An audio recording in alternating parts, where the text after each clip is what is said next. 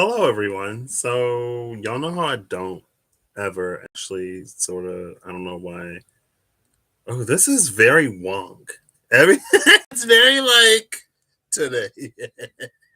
It just is what it is. Well, should I? Okay, one second. Hold up. Hold up.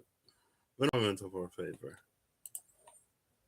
Because I was gonna use this angle. Like I was gonna use this camera. Well, I opened it up to this camera. But I was like, oh, I don't want to use this one. I'll use this one. But it's very like, you know, so we'll see. Maybe I'll just go with this one. Who knows? It's not like this one's obvious. Like this is not my webcam, like my built-in webcam. This is my built-in webcam. You can tell the difference in quality. And I'm trying to. So what I was originally saying is like I never use incense or like burn candles really, but I wanted to. The one time I used incense, I was sick for like 2 days because I had no ventilation and burned like that much incense. Um, but I got this electric lighter. This is not a sponsored video, and it kind of makes me a little pyro maniacal. But I tried to light a candle and it just like incinerates wicks. Like it doesn't really light them. And I'm trying to light this incense and it's more or less doing the same. It's just like burning the end of it, but it's not lighting it. And I'm like, I don't know if I'm not doing it right.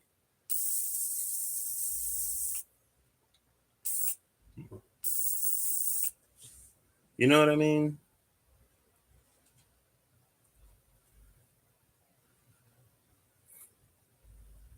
One second. And yeah, I know I could have done this. I don't know why I wanted to broadcast the struggle, but here we are.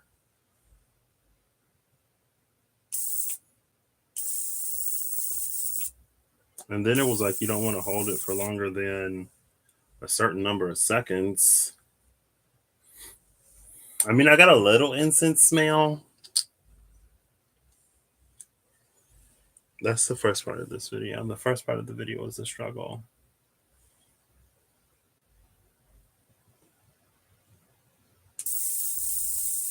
See, it's like crispy, but it's not lit. If I would have known it would be this difficult, I would have just not gotten this. Oh, yeah, she's burnt. Burnt, but won't light.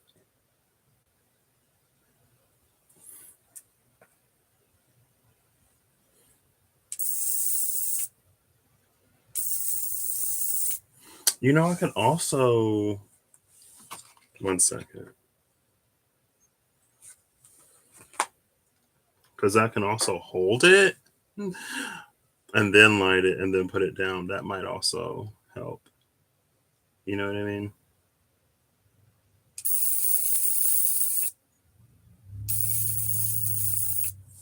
Assuming it's not going to like instantly incinerate.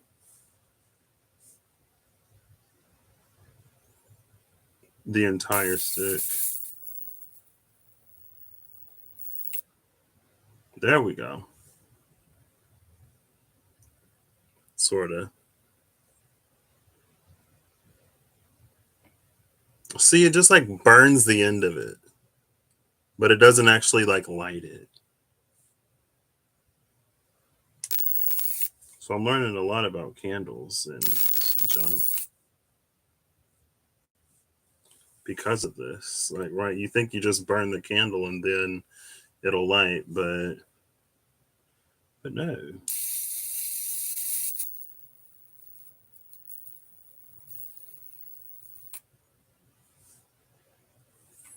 I'm sure that's enough. Anyway. That's me. See, and look, it's already. I don't know anything. This is why I don't. I mean, partially, I find limited resonance with like candles and stuff and crystals and stuff. But also with candles, it's like, it's also that they don't work for me. And whenever I try to like, I'm gonna do this one more time. Whenever I try to like use a candle, I can only use them once because the entire wick will burn out. Like it'll incinerate the wick and then it'll fall off, and then there will be nothing to actually light.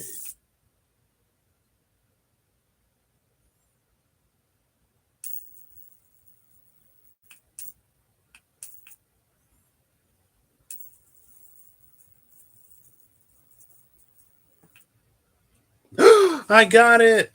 I think I wasn't holding it long enough. I think that was my issue. Nice. She is going.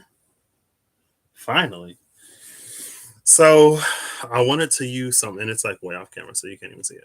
I wanted to use some of my first drawer decks today, specifically the Angelarium Oracle of Souls, and I'm gonna put this here. See, look, it's like lit. I just had to hold it a little longer.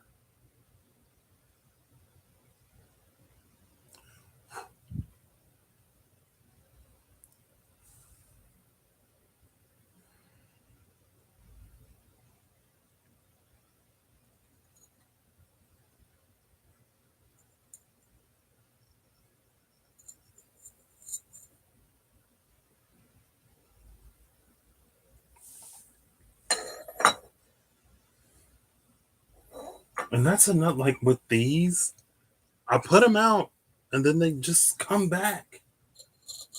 I'm like, there we go, putting it out like I see people put out cigarettes, and it just lights itself again. It's fine. There we go.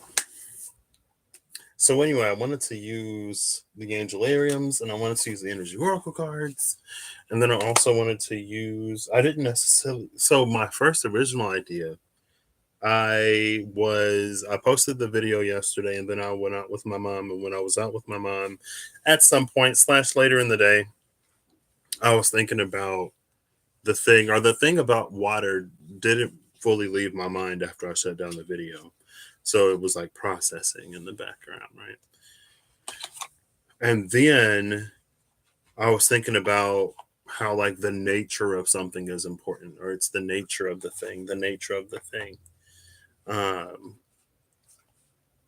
and then I remembered that scene from God of War Ragnarok with Brock when Brock explains dwarven magic, and I posted it in a like 24-hour community post. And because then it was like the thing about water, it's water's nature to fill a vessel, or part of water's nature is to fill a vessel. Um, then I thought of the sun, and part of the nature of the sun is to illuminate things, but in the sun in Pisces with the Hermit, the Ten of Wands, and the Nine of Swords, it was an energy that was like, it's not necessarily, since the sun is in Pisces, it's not necessarily providing illumination by means of light. Oh, that's already getting in my throat. I don't handle smoke well, though, in general, like any kind of smoke. I have lungs that are very sensitive. um, or is it my nose? I don't know. So, yeah, it was that it's providing illumination, but not necessarily by means of light. And then in that scene, like it's the nature of a bag to hold or contain things. Even if the thing is immaterial, even if the thing is something that you can't catch, Dwarven magic allows you to capitalize on the nature of the thing to supersede the form.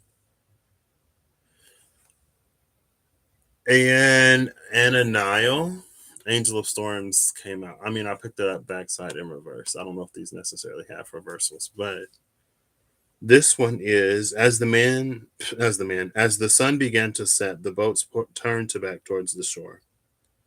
As the sun began to set, the boats turned to back towards the shore. All the while, Ananio pleaded with them to stay. Ignoring him, the fishermen held to their course, Angered, the angel summoned the waves to do what his words could not. He wrenched their boats from their destination and pulled them until the land was lost to the horizon. In life, these first seafarers had been his acolytes. In death, they were their own men. So it's the angry Ananiel. I love that I'm talking about the sun illuminating not necessarily by light, and then the first line as the sun began to set, the first few words as the sun began to set. The top of the deck is Zuriel, angel of Libra, with the angel of the waning moon under that. We're going to have a waning moon in Libra because the full moon was in Virgo.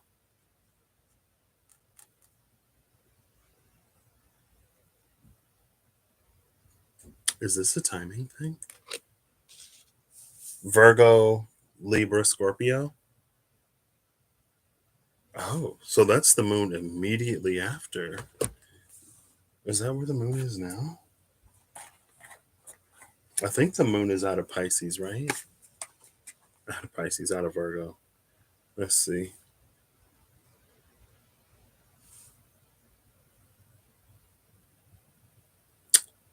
The moon is currently in.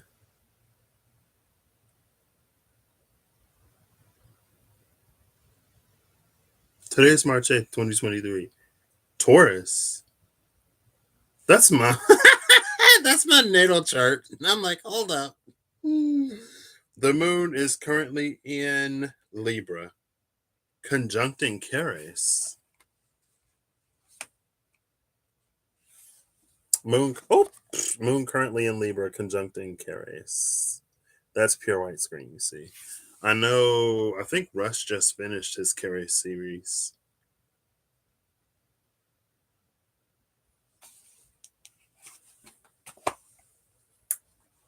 What? Interesting. So the waning moon in Libra is right here. I think there's two Sariels. As the earth tugs on the moon tugs back on the earth. For each force, another will always exist in perfect opposition. The lives of men and angels are similar. Though the power of one may be greater than the other, their existence reflects each other. Zuriel, angel of Libra, all things have opposing forces. The rotation of the celestial bodies show us a macrocosm of our own swirling internal relationships. Zuriel is the regulator of these forces, weighing their value and attempting to find balance. Zuriel and Sariel, both of these mention opposing forces.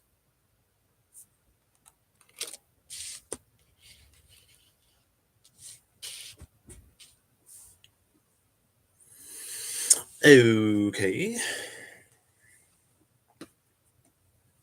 I don't know what I'm doing. I kind of wish I had a little bit more light. I don't know what. No! I don't want to break my candle. I still have a candle here. I like lit a candle and everything. I was like, oh my gosh, look at me. Wait. I mean, I just got this electronic lighter on the day of the full moon. And I got some candles a long time ago.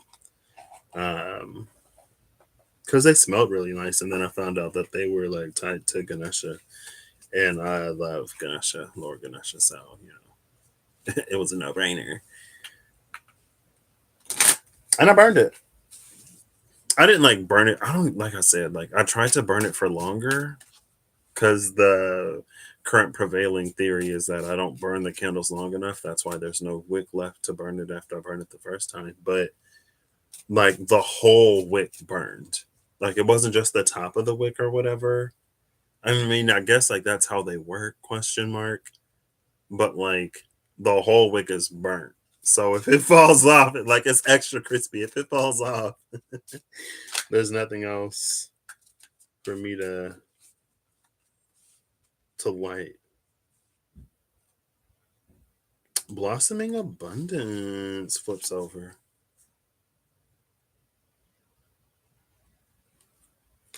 Bottom of the deck is all tied up and victory.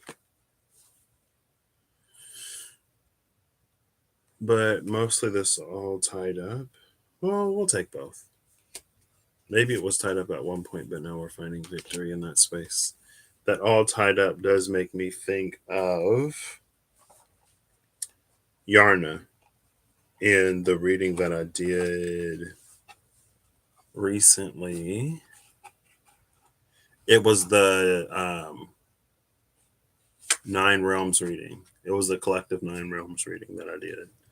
And Yarna was with man, and it was this like mankind is linked to and tied to the divine. Like there is that connection there. And it's like on one side, what we want to be like an embrace, like mankind has the tendency to like wrap the divine tighter around itself than it should be, so it becomes kind of a suffocation. It's almost like our need for rules and boundaries and stuff like that to have a sense of things.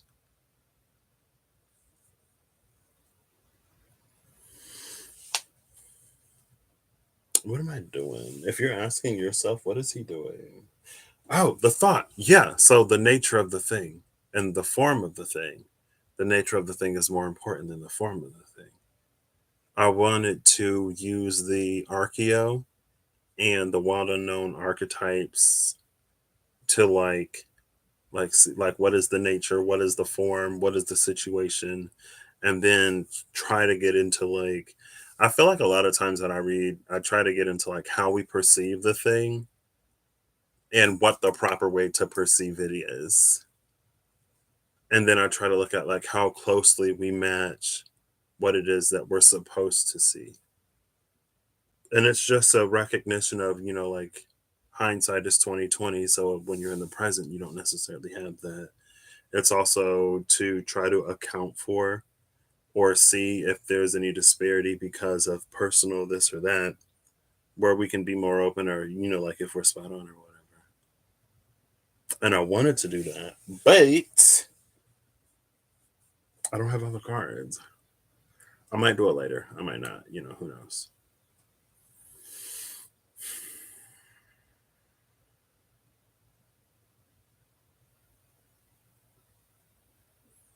This is interesting. So with these two together, it's almost like Ananiel. It's almost like rain is abundance. It's almost like at one point Ananiel was like the angel of rain. But when man boarded their boats and turned their backs on Ananiel's word, and then Ananiel then turned his back on man, like the rain became a storm. But it's more so like Ananiel is associated with this abundance and is like trying to show us the way towards that abundance. But as the sun is setting, as things grow darker, we board our boats and we navigate the waters on our own.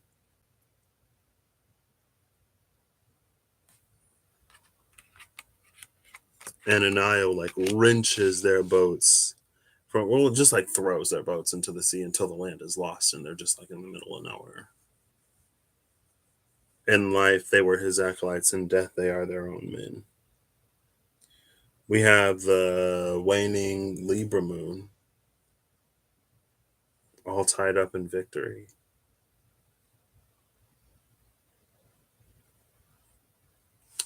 It's right here, so I'm going to grab it. I want to see what's before and after Feo. Because in the Lafruma, it might not necessarily be that way in like the traditional runic system. But in Lafruma, Feo has that same energy of abundance, but it's an abundance that is the result of like putting something within for walls or fence posts within boundaries. It's fenced in, it's hemmed in, it's controlled. It's not free flowing.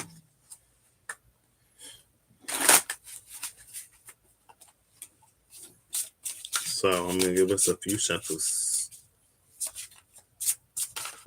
Okay. Oh, it flipped back over. It was Fane. Vane, the weathercock, which again, like, is supposed to be that free flowing, but when we tie it down, we prevent it from being able to shift and move as the winds, as the energy, as the subtle shifts and moves.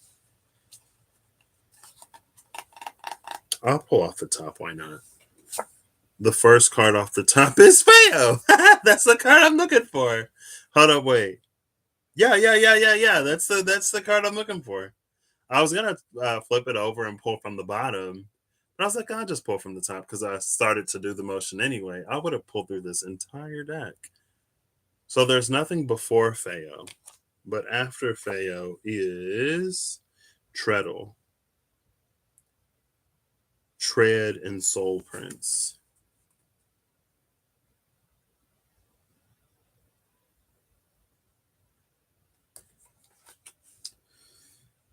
Barefoot, rarefoot, stepping and treading with soul intention. A journey starts with a conscious step. A racing pace and haste to reach a destination punctures the soul's purpose. The tracks of our footprints map our past path. Our feet talk of where we have walked.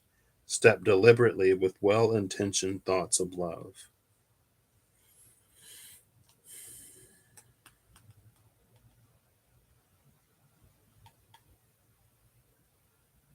A journey starts with a conscious step. But yes, I mean, after I'm talking about that raises the question of like, it's like just because the step is conscious or just because the choice is informed doesn't necessarily automatically make it right, because it's the consciousness that we had at the beginning of that journey.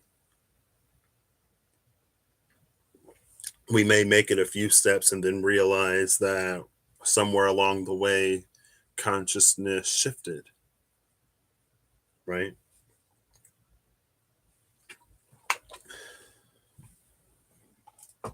I really don't know why I bought these incense.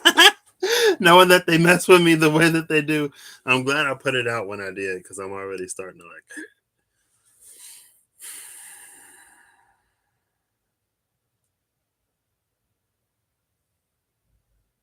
But that's also the thing, right?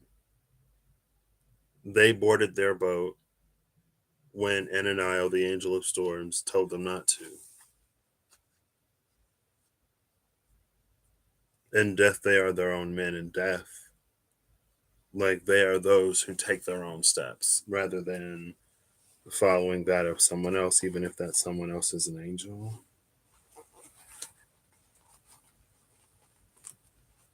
But with the connotation that Feo holds in the Lafruma, it speaks of intention. Even Treadle speaks of intention. So maybe it's not the fact that they proceeded against the angels like warning. Where's storm warning? Maybe it was the energy, the consciousness, the intention behind them boarding that boat. Like, let's say, for example, that it was they were fishermen and it was a breeding season for a certain type of fish, and they were like, oh, we're gonna go out while all of the fish are here getting busy, and we're gonna like bring back a feast. And Ananias was like, no, that's not advisable. But the fisherman mind was like, lots of fish, not that much effort, blossoming abundance. I'm gonna go get some fish. But it's almost like the short-sightedness of man. It's like, well, if you catch, like, if all of the world's fish gather here, or if there's a significant number of them that gather here in this season, and you go out, you catch all of them, like, you'll have that fish to enjoy for now until it runs out, but now there's none left to keep, like, self-replenishing. Like, there are these things built into the program. I don't want to say program. Like, it's like it's the nature of life to propagate. And so life propagates itself. We propagate everything, most things that are living propagate, right? But it's like when we go in and we take it all at that moment, like there's again, it's just like there would be nothing left. And it was more important to preserve the balance of having those fish all over the world rather than like the people who live near the area where that happens going in and catching all of the fish. Right. And like maybe it's not that they couldn't get any, but or it's like, at least let them, well, I don't know, because if you let them like copulate first and lay the eggs or whatever, and then you eat all the fish, would there be anything, would there be like anything, yeah, protecting the young to see them grow? I don't know. But maybe it's like it's that kind of like maybe it was the intention, or maybe like maybe it was intention on both sides. Like there's an important reason for you to not go out there right now, regardless of how much you want to. You only see the opportunity, you don't see the impacts because we as people in general don't often see past the thing that we want fulfilled. We don't know how our lives are, we have an idea of how we want our lives to change, but like we don't often consider the impacts and effects more immediately, let alone those that are far out into the future past our ability to perceive or conceive. We don't have future vision, and we don't necessarily have to because those who know, which is why, it'd be good for us to listen. Um, yeah. So that's like, I guess that's what this is filling up. Like, and maybe that's the all tied up in victory. Maybe the all tied up is the restriction that's put upon us, but our mind can only like we're focused on the victory. Because again, with Feo and the Lafruma, the connotation is like how much can you get, how much can you keep, how much can you restrict from others, basically.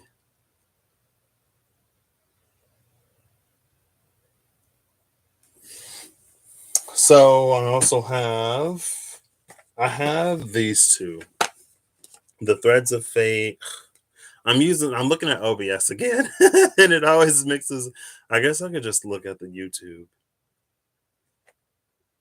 because, like, I'm used to looking at YouTube, but now I'm looking at OBS, and it's throwing me off. Threads of Fate and the Mystical Shaman. I think I'm gonna go to the Mystical Shaman first. Maybe there's a question here then of like, what is our nature, and how do we interact with it? Because is it not the nature of the fisherman to catch fish? Then would the fisherman not do just that at that prime? Like, would the fisherman not be optimizing his objective, or optimizing the objective completion of that which is within his nature by going at the time where the fish are the most conveniently assembled?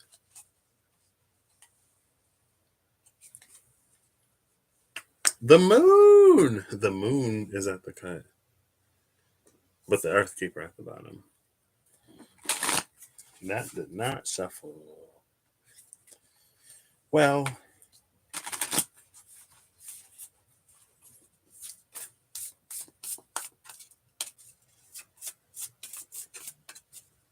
I feel like I had another idea to do something, but I don't remember what it was. The giveaway. Is this number 20? It's number 23. Is one of these 23? All tied up is 23. All tied up is 23. So we have the giveaway and all tied up. That's an energy of distribution. It didn't fall. Like there is what is kept, and then there is what is given away. Hey Holly, how you doing? The bottom of the deck is the rattle, number 43. And the coyote, number 12, under the rattle.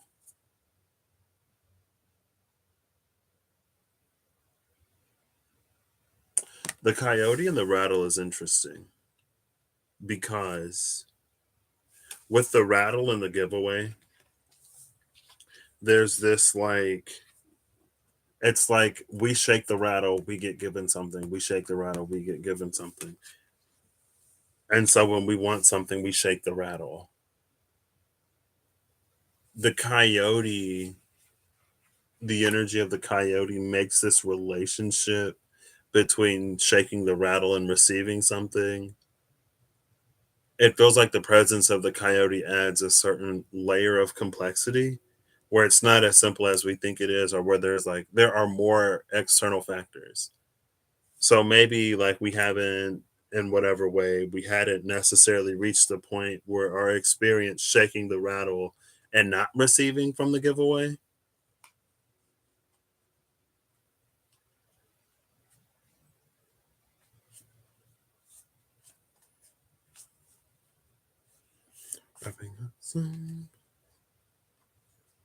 Hey, glad to hear that you're good. I need to start tasks to eventually wrap them up. Everything in its time.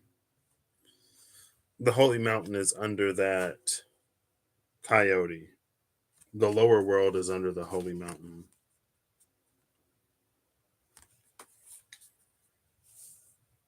So the giveaway is like the balance. As the balance is maintained, there is what we receive, and then there is what is kept, if not only just to like, it's almost like if you have an investment and you withdraw from the interest that the investment makes you, earns you. It's like you never want to start like pulling out of the principal or pulling out of like the initial down payment. It's like you only want to like skim off the top, but it's not like shady skimming off the top, right? It's like every so often it makes this much in surplus. You always take off the surplus. You never cut into the direct supply. And that's how this is preserved and maintained, by taking off of the surplus. But then there comes the point where greed is born as a result of some kind of opportunity, because it doesn't necessarily feel like just straight up greed. But then we're like hit with some kind of resistance, or the answer is no, because we're dipping into the supply. And it's like you're just supposed to take off of the surplus.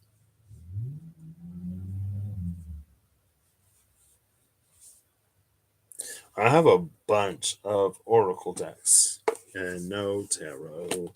I actually have two tarot decks here because I had to pull them out in order to get the cards that I pulled out. I have the Mystical Dream Tarot and the Tarot of Magical Correspondences. I'm almost tempted to use the Tarot of Magical Correspondences. Bait. Um, I don't know if I have the capacity, the brain power. So the Angel of Balance is not here. I was curious as to what is before and after the Angel of Balance, because the Angel of Libra came out with the Angel of the Waning Moon, and both of them mentioned opposing forces. The Angel of Libra mentioned finding a balance. There is a balance. The balance that, again, Ananiel maintains, that man made a move to disrupt. And so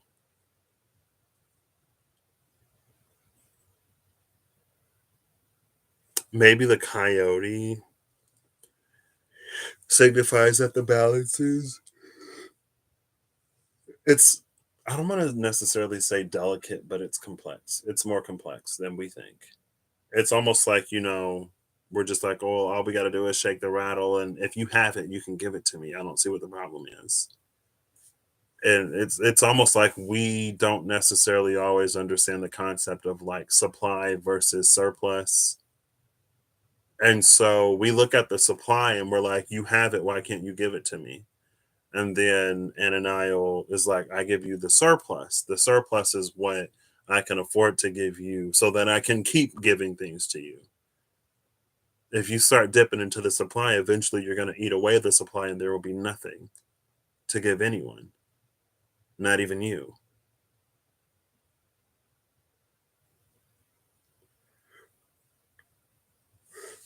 All right, that's what I was saying.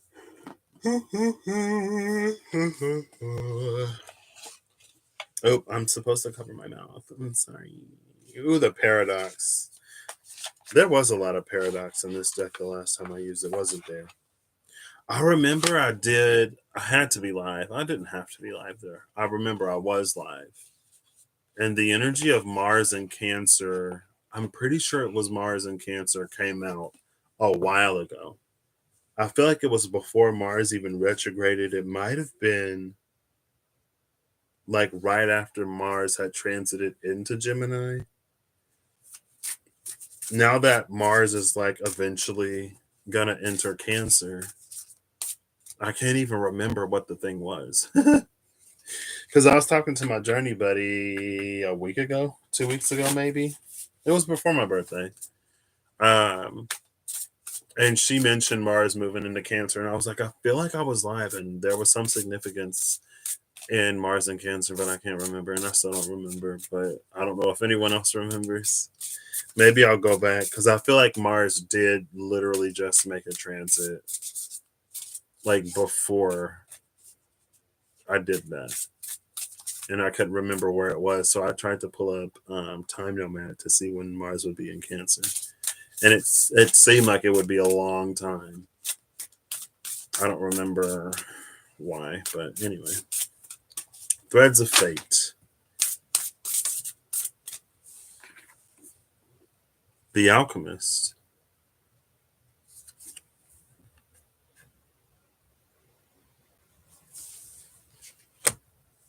With Share Wisdom and the Weaver at the bottom of the deck.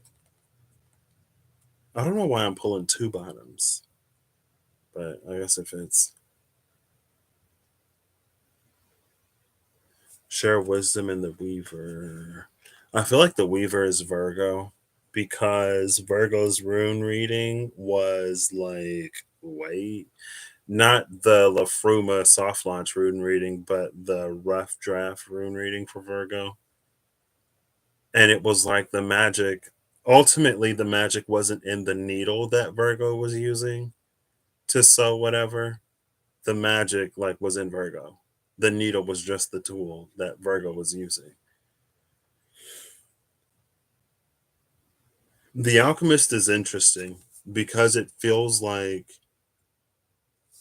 when the Alchemist takes, the Alchemist replaces. Because it is the Alchemist, it does feel like it's not necessarily a one for one replacement. Like you're not replacing fish for fish, or you're not replacing a certain type of fish for a certain type of fish. So maybe the alchemist would be the one that, while all these two fish are gathered, they like take two fish and then they like breed the fish and eat the. It's like they have a fish farm. It's I was trying to complete the metaphor and then I had a thought and then I lost it. They learn to fish. It's like the original intention was like man receiving fish. The alchemist is the one, it's the man that's taught how to fish. I know for the current ruling metaphor, it's a little problematic because they were fishermen who already knew how to fish. Maybe it's not problematic though, because they were fishermen who already knew how to fish. They weren't people who had to be given fish. They weren't people who didn't know how to navigate the water. They did.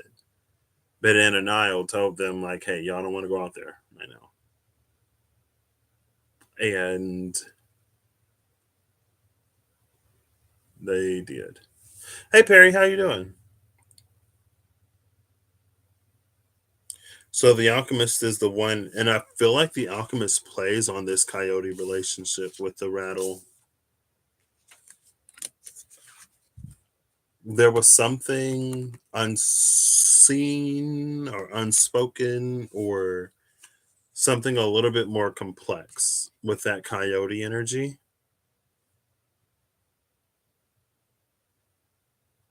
So it's almost like if I feel like I'm gonna have to switch metaphors. Um, it's like if there's a bakery that you like, and then everyone finds out about the bakery, and then excuse me, they start running out of bread, and so you can't get any bread. It feels like the first man would be the one who might curse their fate or get angry and burn down the bread shop because if they can't get any bread, then no one can. But it's like the alchemist is the one that's like, well, what do you need? Like dough and yeast and whatever. So the alchemist provides the materials to the baker for the baker to continue baking. But it's almost like maybe because of it feels like there's an interruption in like a supply chain, and that's what causes a migration. Because it feels like the people on boats are migrating, and there's a supply chain issue that causes people to move, and then there's this whole thing. But because the coyote was there with the rattle and the giveaway, where it's not just ring the bell and you get whatever you want, it feels like the alchemist is addressing the supply issue and maybe brokering some kind of deal to get like their own private supply in addition to what is made available for everybody since they are like the supplier now.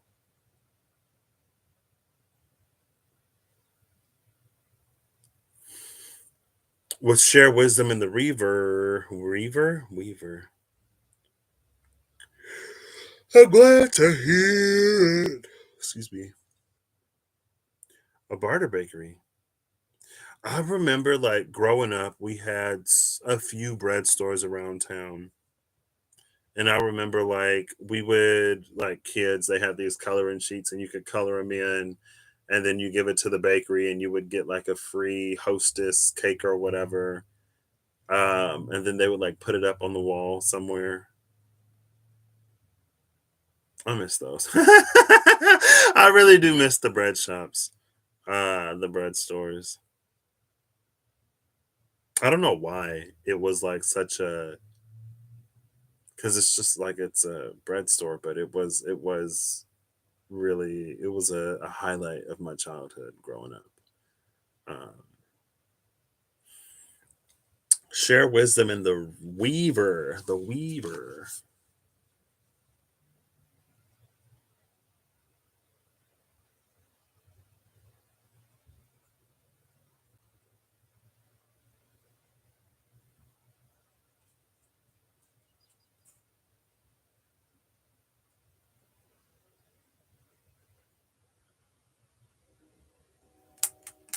This share wisdom card is interesting.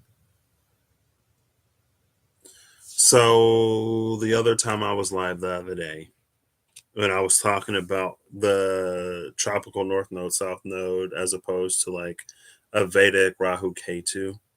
It's like when we focus primarily on like the heart chakra and above, and we almost like designate the lower three chakras to the ego and the undesirable, whatever. It's almost like if we are, or if there is a tree and there is rain and the roots of the tree go deep when we're only heart and above, it's like when it rains, the moisture, the water doesn't penetrate through the roots. But when we're connected from crown to root, and when things can really like fully, I always want to use the word matriculate, but I know that's not the word I want. Like it doesn't fully go through the whole system. So it's almost like that might be why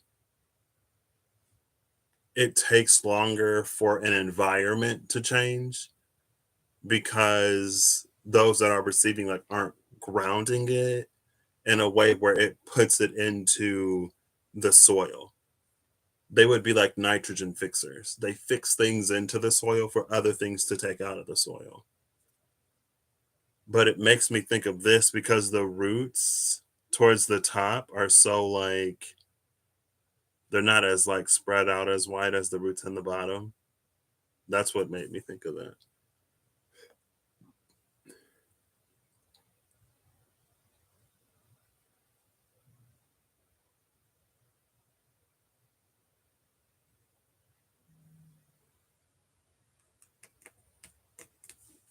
So,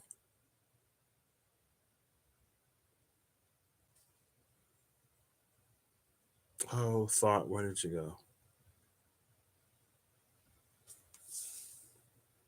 Oh, this is what is seen. This is everything that isn't seen. For the alchemist, this would be the coyote territory, the things that are like well below the surface, coyote territory.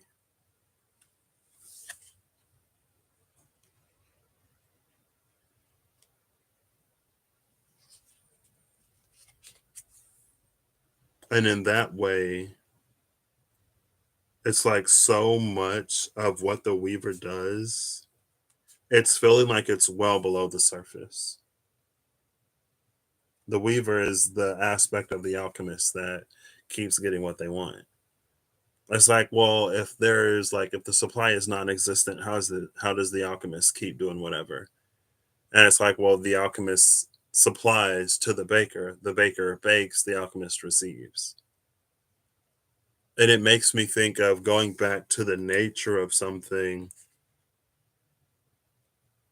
It's like because with the coyote, it's almost like we don't see that the alchemist has a baker. We only see that like the alchemist has bread. And so we assume that the only baker in town is the one that's secretly giving the alchemist all this bread or whatever, when that person is like, oh, like there is no bread, not considering that the alchemist might have like a workaround. And it feels like it's not anything that's not accessible to everybody, right? It's like if you have, it's almost like everyone has the ingredients. Maybe they don't know that they have the ingredients. Maybe they never think to do anything with them. I guess it's funny how like so many people started baking bread in 2020, right? Everybody was baking bread in 2020. um,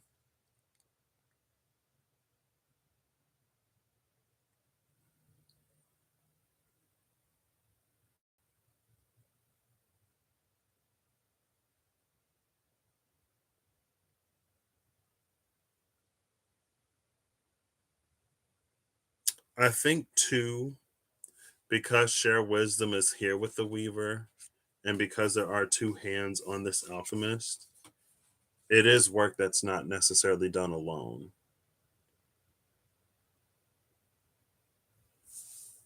Also, snakes, specifically the Ouroboros and the Threads of Fate cards, because of the ruler of wands, it makes me think of it's a mastery of the ego. Maybe not mastery. Maybe mastery isn't. It's keeping the ego in check. It's the one that can keep their own ego in check. That's what it is for me. So it doesn't necessarily have to like restrict it. It doesn't like have to choke it or tie it up and put it on a leash. It allows the ego its balance. If the ego is the antithesis to the spiritual, and those are the two things that comprise man, the waning moon and the angel of Libra set the balance for the spiritual versus the ego for a functioning human being. A functioning human being that can function both in the spiritual and the physical material. A functioning human being who can then alchemize between the two, who can move things from the spiritual into the physical and vice versa. Don't ask me what the other way is because I don't know. I have no clue. Um,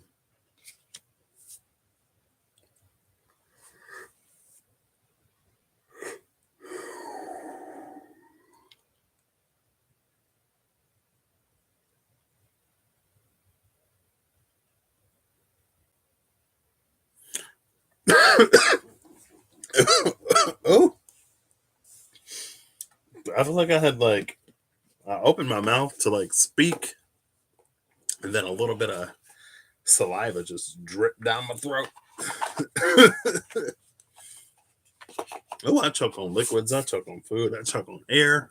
I choke on my own saliva.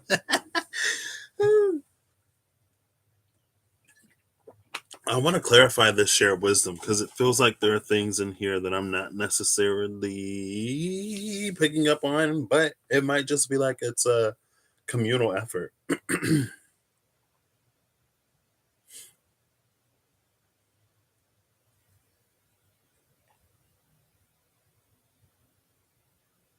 I love that coyote. The thing I love, like the coyote, is probably one of my favorite uh mystical shaman oracle cards for the same reason that like the tower and the ten of swords and the moon are some of my favorite tower cards, for the same reason that I already forgot what the other thing, like Flissa is one of my favorite runes, because it's just that like we're not, they introduce, well, I like the ten of swords and the tower for like endings, specifically for like not great stuff. Like let's complete this so we can move on to the next thing. You know what I mean?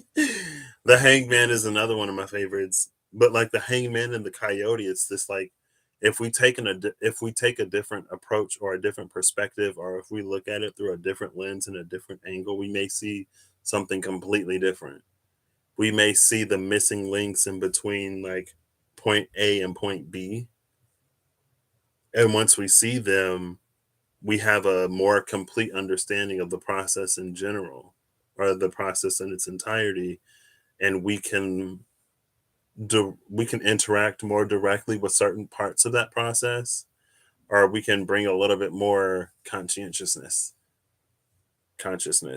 into our lives or whatever. So no problem. You're welcome. What I, because it scares me the most, I'll use the tarot of magical correspondences. We'll see what, if anything, comes out for sharing wisdom. Yeah, for sharing wisdom, let me use one of the decks that I probably understand the least. What would sharing wisdom even be? Like the Three of Pentacles? Maybe? I can see it being the Three of Pentacles.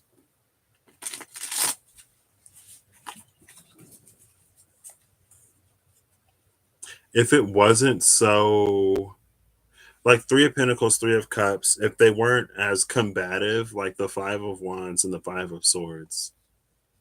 Like Five of Wands and Five of Swords feels like it can be an exchange of ideas. I don't know if there's any other swords card that really represents like an exchange of ideas, which is interesting, I guess, when you think about it. And then the Five of Wands is one of the cards where it's like multiple people come together. Three of Pentacles is collaboration. Three of Cups is like people coming together in celebration. Ace of Swords and the Emperor. Ah, well, Ace of Swords for share wisdom. I love the Emperor for share wisdom, though.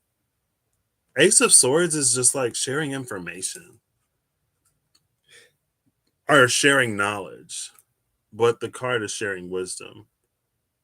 It's almost like it's wisdom because it's like it's the information that the emperor used to become an emperor, or information that the emperor uses to be a better emperor or whatever. It's like because it's emperor energy, it's almost like it works. So that's why it's more than just information. Maybe it's also more than just information because it's like it's information that the emperor uses successfully, right? It's not necessarily like something that the emperor knows, but that like they don't use, so they don't know if it's actually like true or not. It's just like, my advisor said this, or I heard that on my travels. Here's the information. It's like it's proven.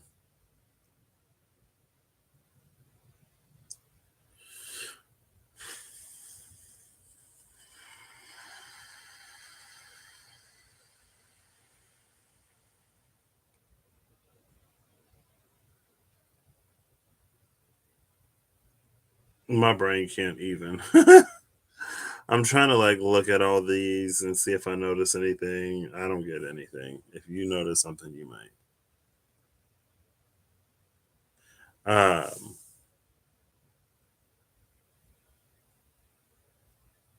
and it's just sharing wisdom, right? So it's like people are free to pick it up or not. It's almost like the alchemist reveals their tricks if they were a magician. The alchemist reveals the process. I don't know if it's like it's something about the alchemist's process that can't be done for other people. It can only be done for self. So the most the alchemist can do for other people is share their wisdom.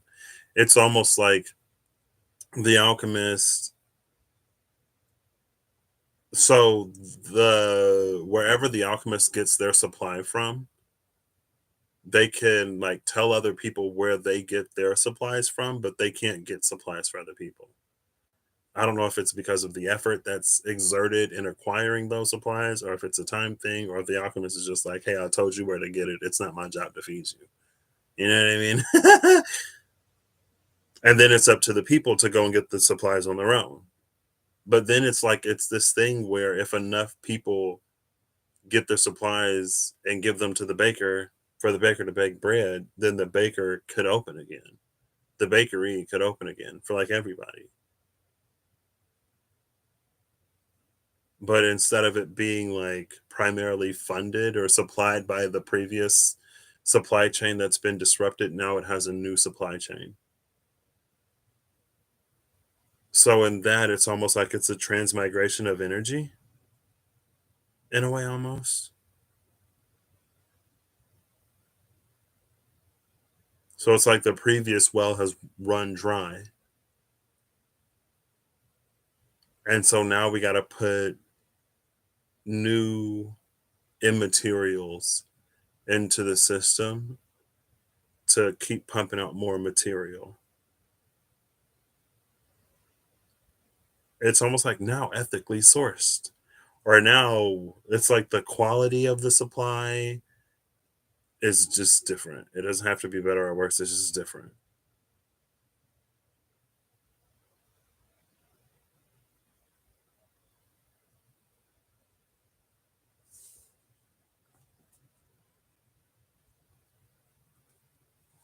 The Ace of Swords and the Emperor.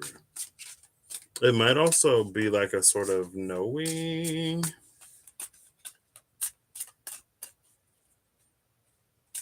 Ooh.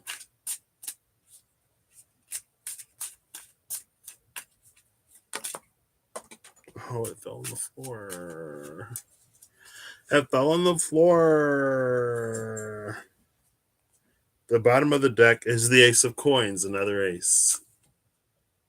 This is the material. We have the most immaterial element, air, and the most material element of earth. Love that. who fell on the floor. The Hanged Man is under that Ace of Pentacles with the King of Cups under the Hanged Man. And then the title card. Am I going to pick that card up? Sure. I don't know if it ends up being an almost trial by fire. Like, I don't know if these are all things that are discovered on the sea when Ananiel, like, just pushed there, but it's like, okay, you don't want to listen to me? Well, learn.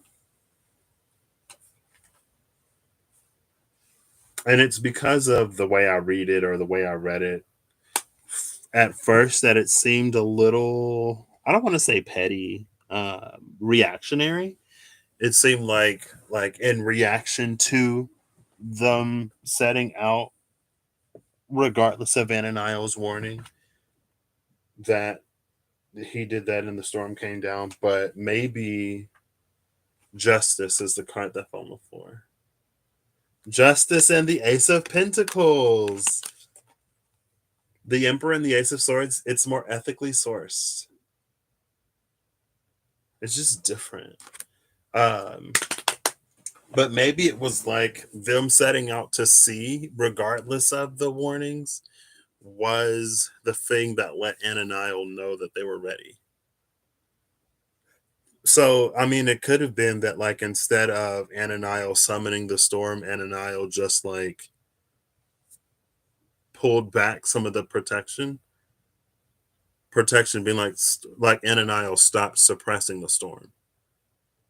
And maybe that's the I almost said cougar, not cougar.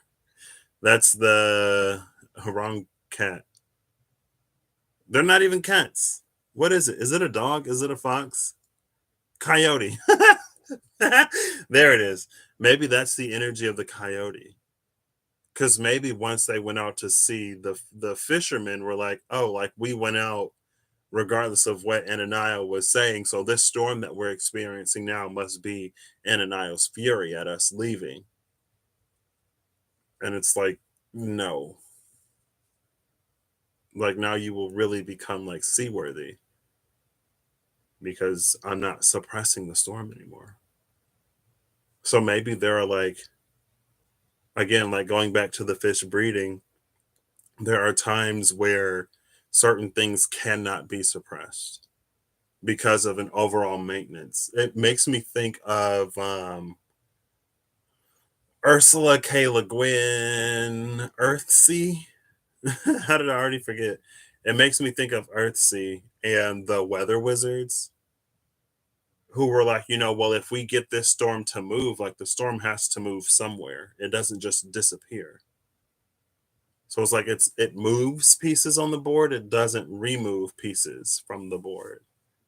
And so there are certain times or there are certain wherever where things can't be moved, so they have to just be. Or it was more so that like it's the reaction to them being moved, right? The sky was cleared yesterday for you to fish yesterday, but that rain has to fall to the earth at some point, and that's happening today. And so it was like because of the scheduled release that happened because like of whatever got rescheduled, that's why Ananias was like, I wouldn't go out there if I were you. But again, that's the thing about the rattle and the coyote. It's like we don't fully understand how a request comes to be filled or fulfilled. We assume it's as easy as you have the bread, give me the bread because I said I want it.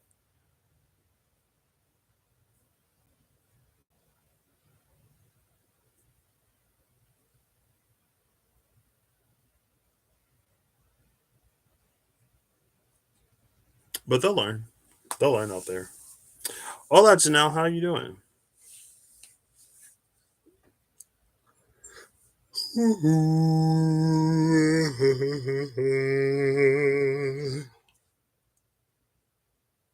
Got it. I feel like it's been like an hour. I got a final message from all of these decks right now.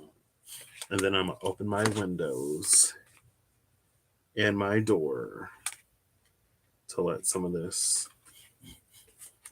This incense doesn't seem as like overpowering as other ones that I've had in the past, though, which is kind of nice. I'm kind of loving it.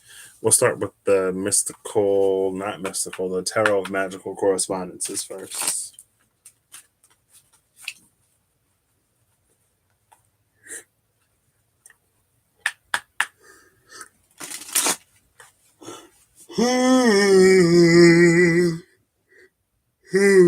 Excuse me. Wily and aggressive.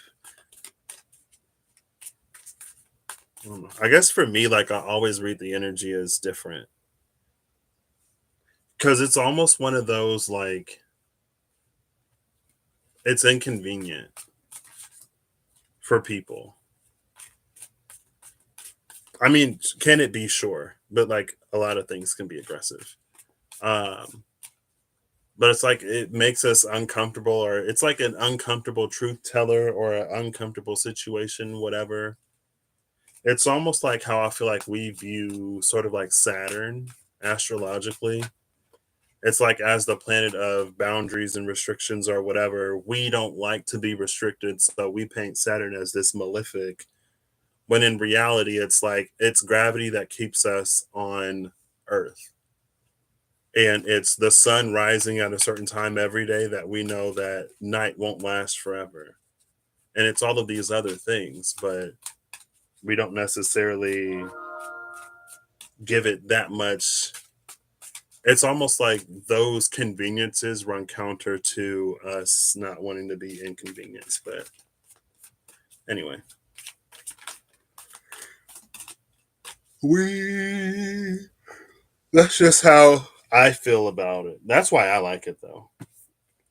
Because I feel like sometimes we do need to be disrupted in order to like actually see things. I think we get really comfortable in certain ways and we get really complacent. And there are things that very much so need to be done, but we never do them when we don't always do the things that we need to do when we don't have to. Maybe it's just the laziness in me. Maybe it's the me that doesn't do stuff. It's like I'll do it if I need to, but if I don't, then I'd rather keep playing video games or watching Netflix or whatever. Um, but I think sometimes it's like the coyote can be our way of like, it's the one that comes in and like says, like, hey, like, you can do this a different way, or things have shifted and moved. And it makes me think of a non specific example of like when we have a problem and we receive a solution, but in living the solution, when the solution moves from the immaterial to the physical, it requires us to adjust the way we interact with the world. It requires something different of us because it's new.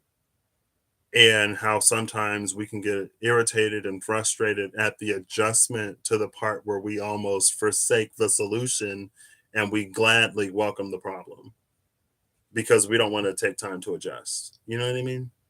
A very non-specific example.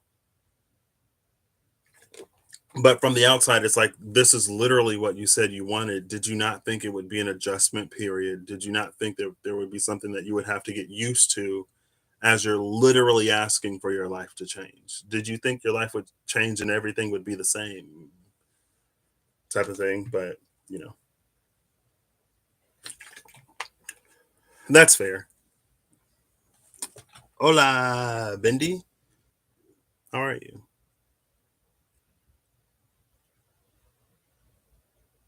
What?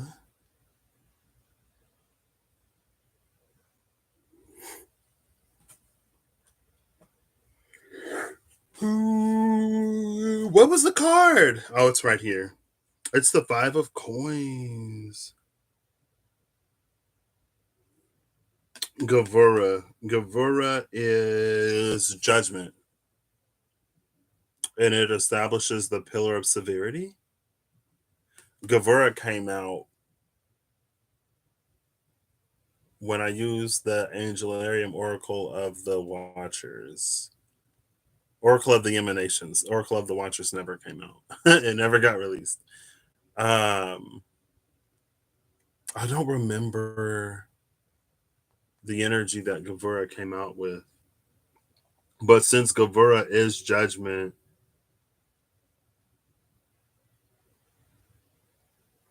it's no oof. Um, it's like a tough love energy, I guess, is a way to put it. It's partially like tough love. It's partially like our messes aren't being cleaned up anymore. And since our mess isn't being cleaned up, we almost have to see the full brunt of everything.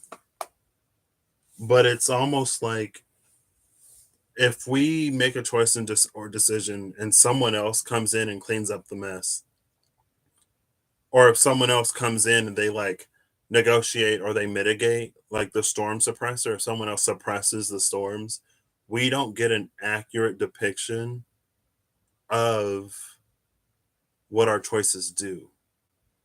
And it's almost like if we never get an accurate depiction of like when you do this, that happens, then how are we supposed to make informed, like with the treadle? Like we take our journeys and we have a certain consciousness when we make a step. But if we don't know the ramifications and impacts and implications of that step, then how are we supposed to know to take the next one? You know what I mean?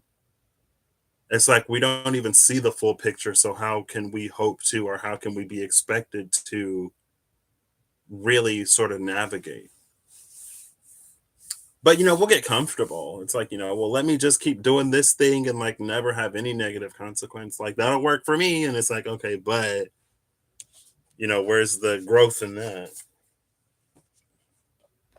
But more so the growth, it's like it feels like when we understand that, it feels like it unlocks. It's like when we understand the complexity of the thing, then it increases or it enhances our ability to create things that are like intricately sort of designed. Or it's like it gives us access to intricate detail in our work with the weaver. It's like we can sew and weave and create things that are a lot more flowery and whatever.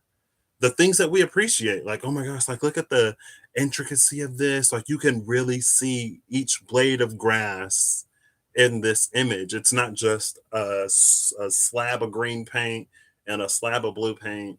You know what I mean? Like those are the things that we appreciate. Those are the things that give us the ability to further ourselves in our creative endeavors and stuff like that. Connect to heart flipped over, but I'm gonna keep shuffling. Um, and again, it's like it's intricacy that we can't really introduce if we have no awareness.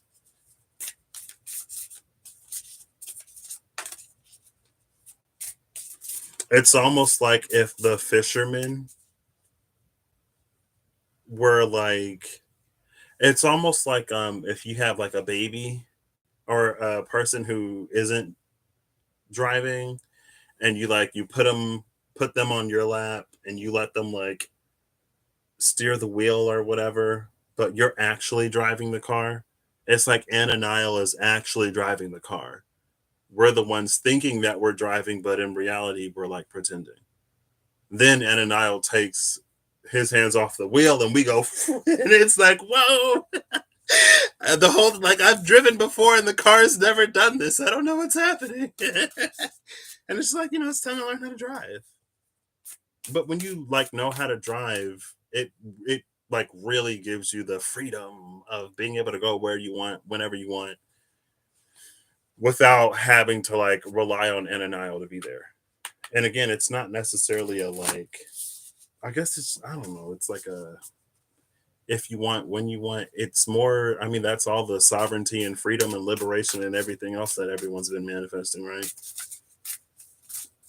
That's the, everyone wants to do everything on their own. So that's part of like doing it on your own. Not only that, but just in general, it helps us to just be a little bit more mature.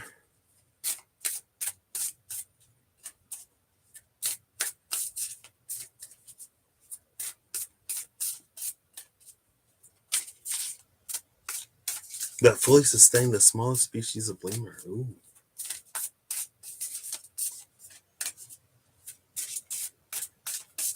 Who, me? Oh, no problem. I'm just a dude living life like everybody else.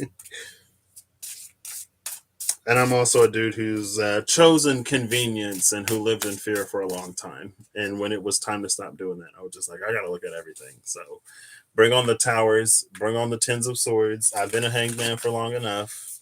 Bring on the coyotes.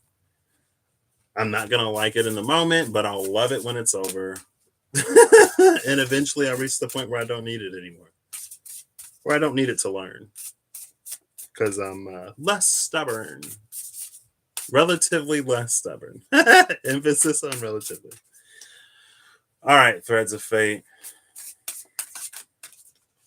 The final Oracle card is 2, 1, 0. It's this card right here. Who is it? Oh, it's love. Perry, were you the one that mentioned love? Share wisdom and love or something like that? It's interesting that love is the card that came out because connect to heart flipped over.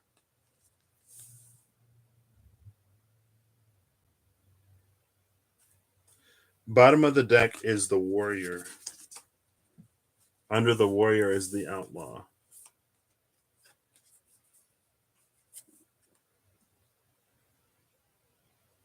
The warrior outlaw is almost a vigilante energy. Um, but the warrior outlaw, it feels so much like someone who's been hardened by life because of a lack of connection. But then that connect to heart flipped over and love is right here. So again, it's almost like it plays on that thing again where it's like the thing that we are missing or lacking or the problem in our lives, when we get the solution, it's like it's gonna require an adjustment. Like the thing is gonna take up space in life. And so we can't necessarily maintain everything the same. But it's like if everything was what we wanted it to be, we would need and want for nothing. We would have never asked for the thing in the first place. And so it's almost like it's just up to us to navigate the discomfort to receive what it is that we want. And that's the storm. That's the lack of suppression. That's Ananiel taking his hands off the wheel as we like swerve to and fro. It's like eventually, we'll get there, we'll learn, we'll find a new balance. And that new balance will incorporate the thing that we want that we're asking for. And while we're finding that balance, we can give ourselves grace, right? We can be patient with ourselves. We can allow ourselves to be frustrated and irritated and complain if we need to.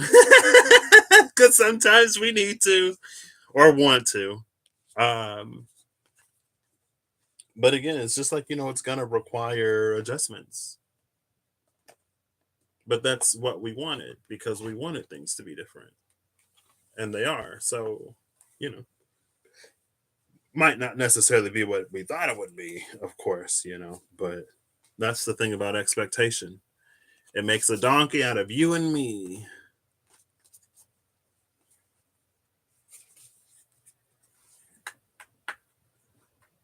Yeah. Holly, I didn't even notice it. I watched that video back and thought that there was something on my screen. And I was I was like, what? I didn't feel it. I didn't notice it. If I had, it would have been a completely different video. I would have like freaked out. The camera would have fallen on the ground. It would have been a whole scene. I literally didn't feel it. Or maybe I like felt it a little bit because I noticed like it was crawling on me, but then I lifted my hand. Like I don't think I did, but I didn't notice it, Holly, at all until I watched it back and I was like post freaking out, you know. Whew. Anyway.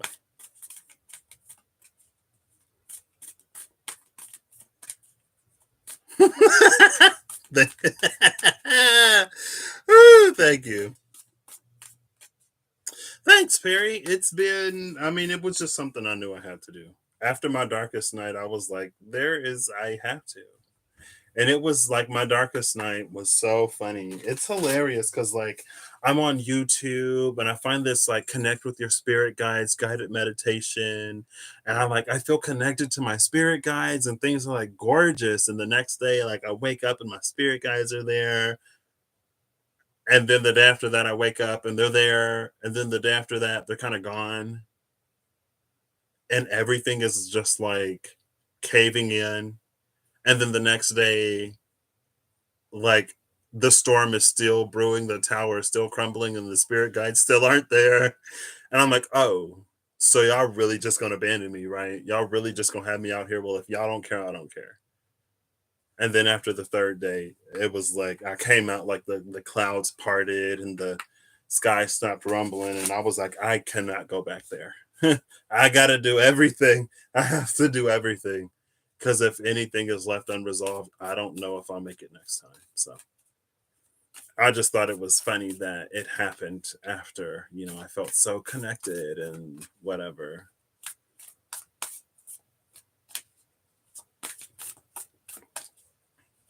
But I guess that's how it needed to be for me. I mean, no, with Patrick, knowing Patrick, it's like, if I don't have to do it, I don't know if it's getting done sometimes. So it would just like make me um, to emphasize the importance of me doing it so that even when like life is good, even when things, because what would happen before was it was like I would go through a storm or I would go through a bout of depression, and then when I came out of it, I would just like proceed with life as best I could as usual. And through like school and work, I always had an excuse of like never having the time to face the things that I know I needed to face. And so it's like, when things improved and when things were good, like there was still like I can enjoy the good times, but still continue moving forward to the better times. And so it ended up being like these different sectors of my life that, and I've like, even now I notice it, but since the beginning, it's been really like sort of sector by sector by sector. I mean, the sun transits every 30 days, and there's roughly a sign per house. And so if I'm focusing on a different aspect of my life, like not only the sun, all the planets transit, but it's like it would happen in sort of like areas. And I was like, okay, now time for the next area. Now time for the next area. So, yep. Yeah, I would just like not make the choice if I didn't have to. So, but then it came the time for me to. So, there we go. Finally, Mystical Shaman, 3 cards. The first card is the Blade. The second card is Earth. The third card is the Andean Cross. Oh, snap. Bottom of the deck is the Tree of Life.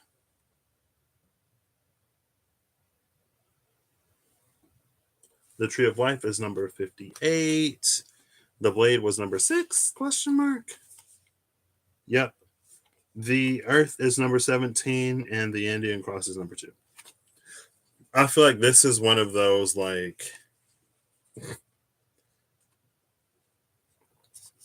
oh my gosh, there we go. Oh my! This, I'm like, wait. Oh, this is the separate one. Okay, there we go.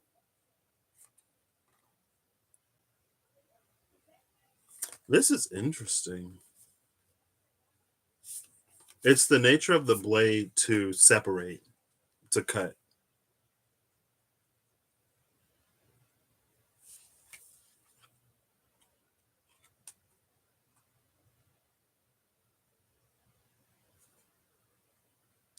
I never know quite where the blade is in this card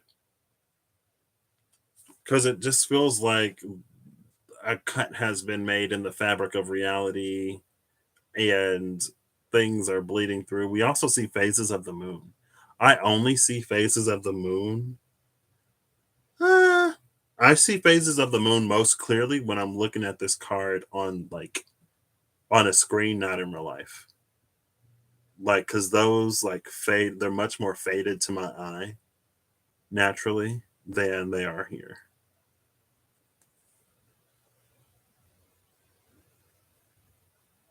It's the nature of the blade.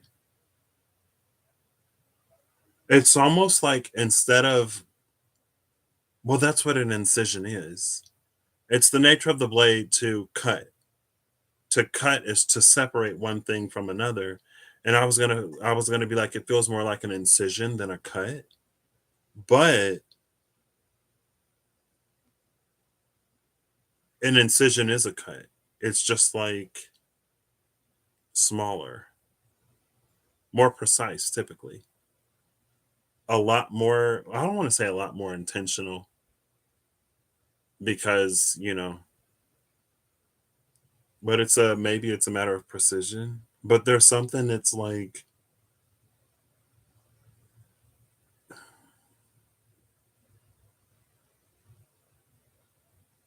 there's something here that's like it's really difficult to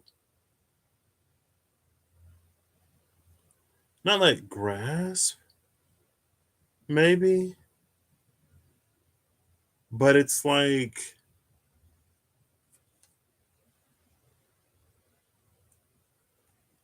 so there's a barrier that separates the inside from the outside. But if it's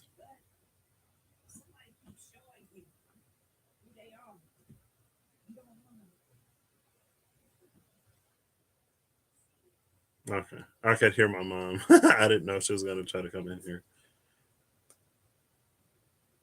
It's like the separation, like a separation of separation. It's like if this was bleeding, right? When you get cut and your insides bleed outside, because like this is also important. What's coming out of the rift.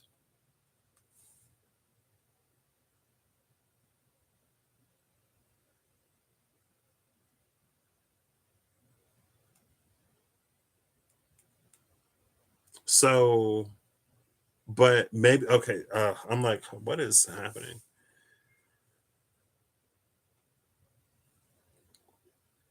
It's like the skin is the form. So it's the nature of skin to protect the internal from the external. Like it's the nature of a house. And this is a very broad description. Like, is this the nature of these things or are these just like what they do? Right. This is Patrick's attempt at understanding, comprehending, and then utilizing this information.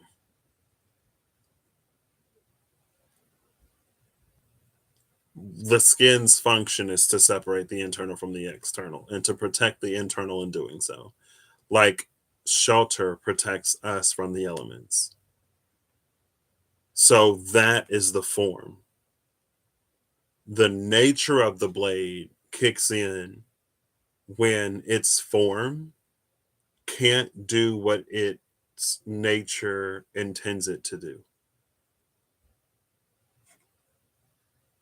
So the fabric of space-time is intangible. You can't cut it with a knife or with a blade, no matter how sharp the blade is.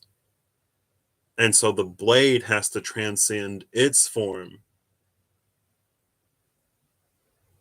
grow closer to its nature, and then bypass slash supersede physical law. And then in doing that, this the insides come out. Okay. Oh, and then the Earth and the Andean cross. Okay. Like the Andean cross feels more like because I don't know if there's necessarily like there's the like the upper world and the middle world and the lower world in this deck, but it's almost like Earth is the 3D. The Andean cross is symbolic of like the spiritual. And so the blade comes in and it cuts Earth to make way for this spiritual, or vice versa. Because when you make a cut into one to allow for the other, if we talk about like separating or whatever more so than like cutting, that boundary is removed both ways.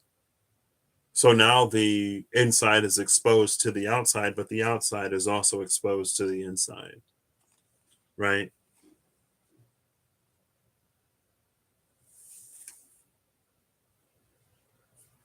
This makes me think of, it was the angel of the waning moon. Is it Sariel?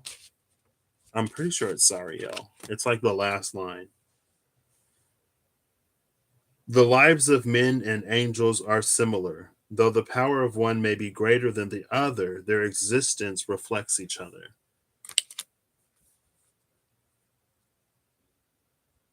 So it's like it's the similarity between the um, physical and the spiritual.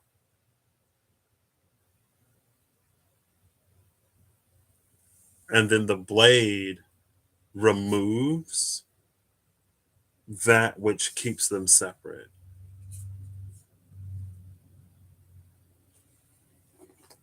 To separate is to also remove, I guess. The tree of life at the bottom of the deck, that feels like it's like roots in the lower world, canopy in the upper world, and then the trunk is like in the middle world. It's something that expands. It's like it's this consistency. The tree of life, because of that, can almost serve as an anchor in between all worlds and realms and realities. I mean, that's what the Yggdrasil is, right? The 9 realms are placed off of the tree or whatever.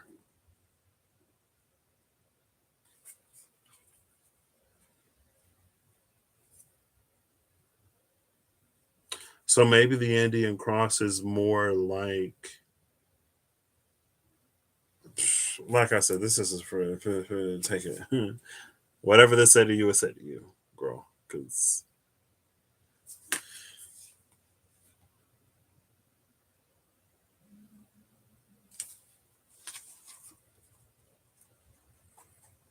that's one of those. Okay, the mystical shaman is trying to go.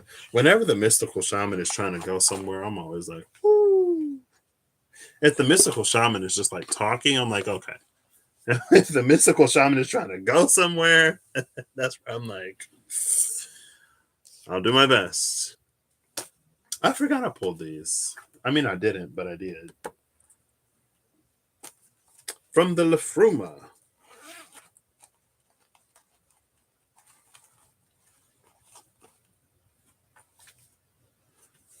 Swelgeness was under Treadle, maybe? Because I think Treadle was the bottom of the deck.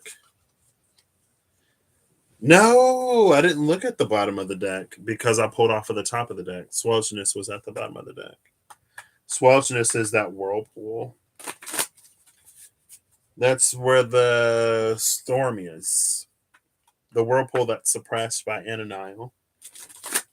But when we're big fisher people, then those whirlpools aren't suppressed anymore. It's like Moana, right? If you want to leave, then well, here it is. For your viewing pleasure, Swelgeness has emerged. Oh, we're trying to like. I don't know if it'll focus though. Bottom of the deck is Candle Daystar, Candle and Condor, Hod and Baldur, the micro, the macro, two locks on one door. The macrocosm, microcosm sentiment reflected in Sariel Angel of the Waning Moon. Two flames, not the same, but lit from one match. The mortal lighted in Midgard burns as a candle here, yet blazes immortal as ether there. We guard our delicate light from being blown out again and again and again. Know you are eternally ignited. Two elven keys are required to unlock the door back to there. Trust your flickering wick holds your flame, hail and sure. That like one on this side, one on that side, the mirroring between like the mirroring between the physical and the spiritual with the Andean crossing the earth and then the blade like cutting to move one from the other. Whatever. That's the bottom of the deck. Swelgeness is the card that came out. I think I'll read it this way. Right. Nostalgia is a poisoned vine winding its toxic creeping arms around your feet to hold you still in the vortex of swirling memories.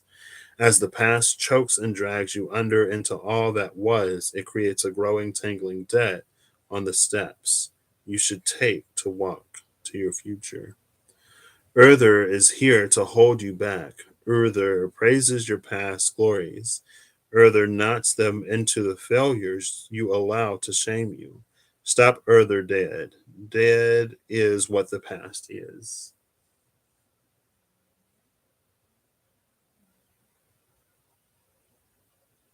I feel like there's a solar energy here. Maybe it's the light of candle. Because as I read that or as I finished reading it, it made me think of the sun illuminating without light.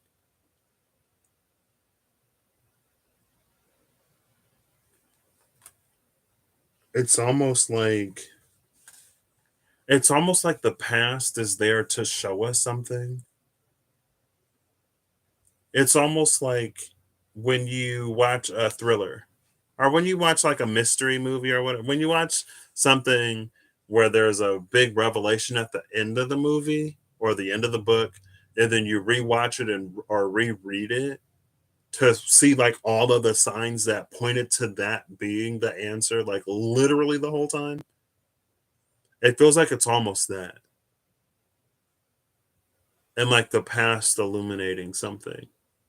Something asked for, something sought, or something that's key or pivotal in some way. It's to not get lost in it, but it feels like there are details that reveal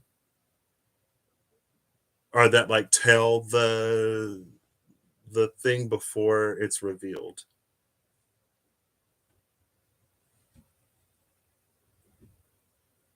And in that way, it makes me think of my I guess my Libra best friend question mark. My guy best friend, because I feel like I have a lot of best friends and most of them are girls. Oh, I guess I do. Do I have multiple guys? I don't know. It makes me think of the dude who lives in London that I went to go visit. Cause he'll be really good at, or he thinks he's really good at like picking up on those things so that when you reach the like the revelation or whatever, he's like, oh yeah, I knew it, I saw it, blah blah blah blah blah, whatever. And so there was something that we watched because I was like, I want to see if you'll figure this out. There were probably a few things that we watched, and I was like, I want to see if you'll figure this out. And so in that way, it's almost like if you paid attention the first time, you wouldn't have to go back and view it again, almost, but not necessarily. because it's also this thing that it's like we don't know what's significant until we know it's significant. You know what I mean? It's almost like if you went to school to be a certain thing that you never wanted to be, or like you learned Spanish in high school and you never used it, so you lost it, but now you're gonna go on a trip to a Spanish speaking place, and you're like, oh well, let me go see if I have like old vocab list or phrases or whatever, like to see if like to brush up on my Spanish to prepare to move forward type of energy. Because there's something that that candle illuminates. There were the things that we saw in the past, there were things that we didn't see in the past. Now we have the capacity, we have the hindsight, the know-how to see like these specific things that we didn't see before, if that makes any sense.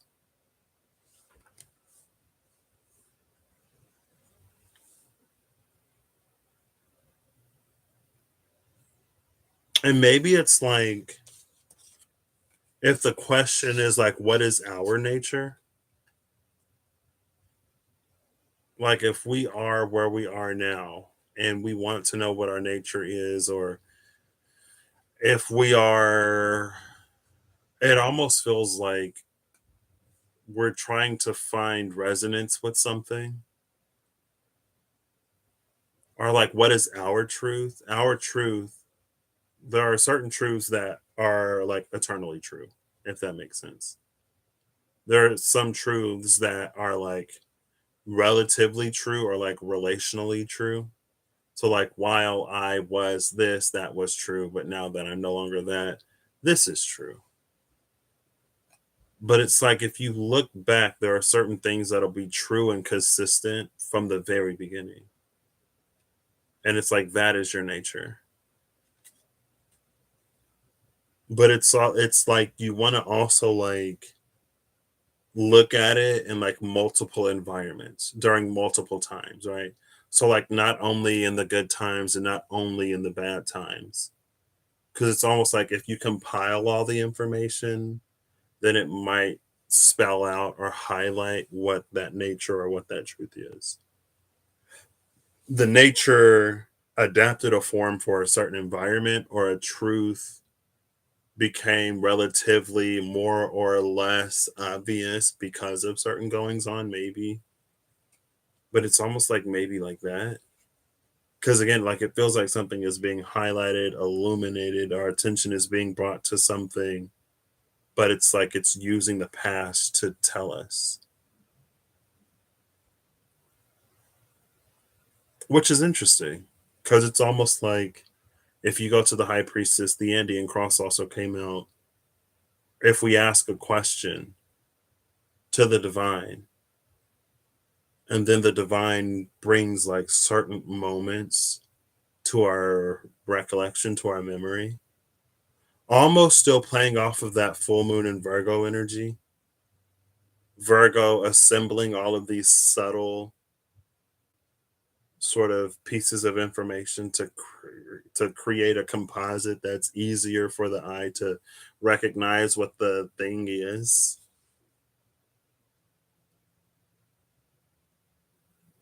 Or it's almost like if you're learning a language and there's a word that's like an adjective question mark. It's a word that's used to describe like a feeling. Then it's almost like, have you ever been like super tired? I just saw something on Twitter that was like, is there a word in any language for that feeling of when you're really hungry, but you don't want to eat any of the food in your kitchen? It's like one of those, like, there's this word in another language that describes a very specific feeling. And it's like, well, how do you describe a feeling without using that word? You have to paint it with circumstance. You have to like paint a picture that someone can put themselves in, and then they go, "Oh yeah, like I know that feeling. Like that feeling right there. That's the definition of this word." It's almost like that, if that makes any sense. That's what it's reading like. That's what it's feeling like. Here we go. I was like, where are these cards? The energy oracle cards are next.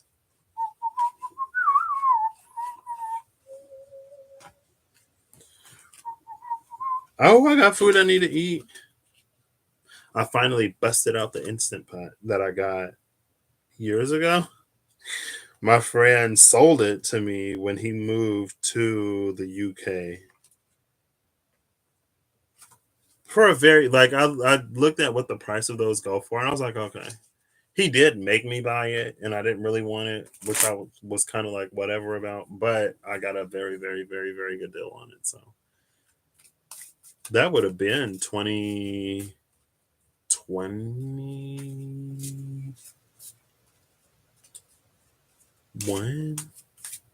2021. That's only 2 years ago.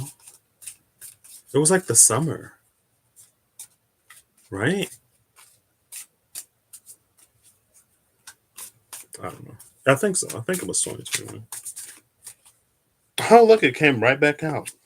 Blossoming Abundance came right back out.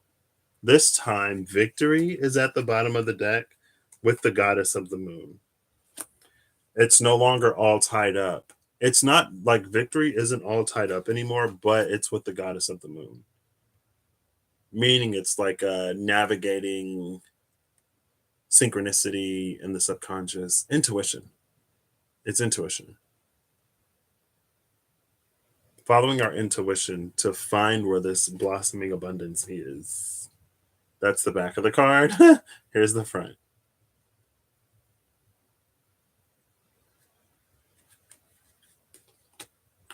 Love that.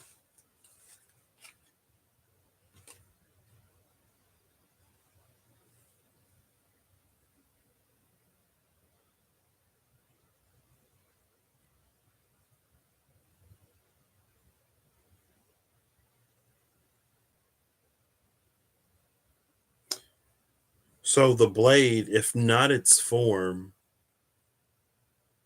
because there in those three cards, there was something about like the separation between the physical and immaterial is being removed. Like we're cutting through the veil, and abundance is just like everything that you've energetically got in abundance. It's just like spilling onto the floor. It's kind of like the get of Sakiel, I guess.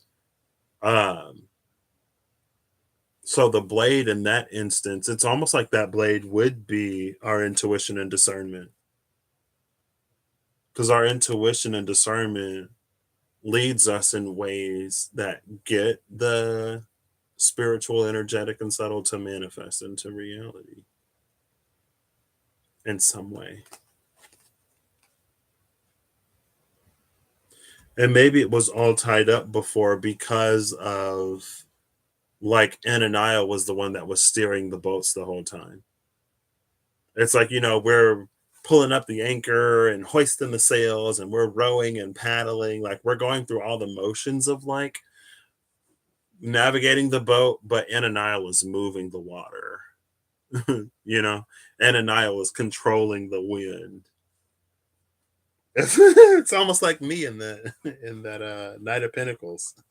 When I was like, does the knight not get anything? Is it all the horse? And it was like, yeah, it's all the horse. The knight hasn't done anything. And for a well-trained horse, you put anybody on top of it and it knows what to do. People don't drive carrier pigeons. You just put a note on it and you tell it to go and it knows. So interesting. Because that was the thing too. It's like it's the nature of the thing, it's not the form. With Brock in the video that I shared, it was like the bag, it's the nature of the bag to hold things, even if that thing is the sound of wind.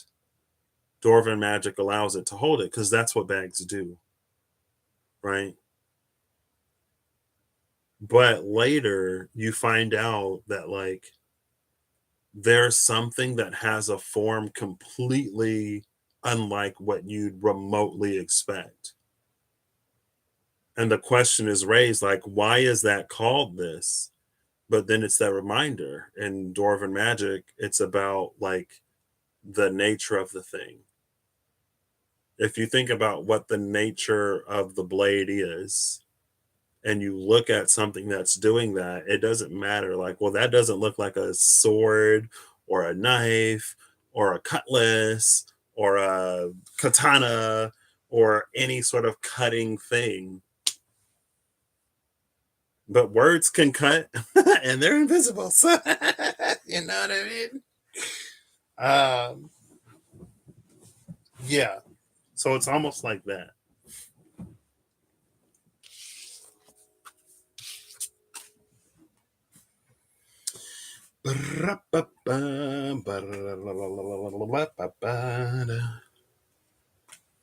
Ah, here it is. I was like, I literally just had these. I'm on the last deck now, the Angelarium. And then this video will be over.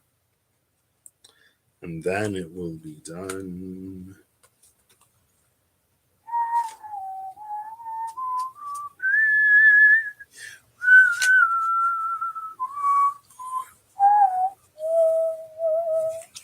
Did the heart love connect to heart? Do do do. Do do do do do. Who is the last angel that wants to make an appearance in the Angelarium Oracle of Angels? In the Angelarium Oracle of Angels.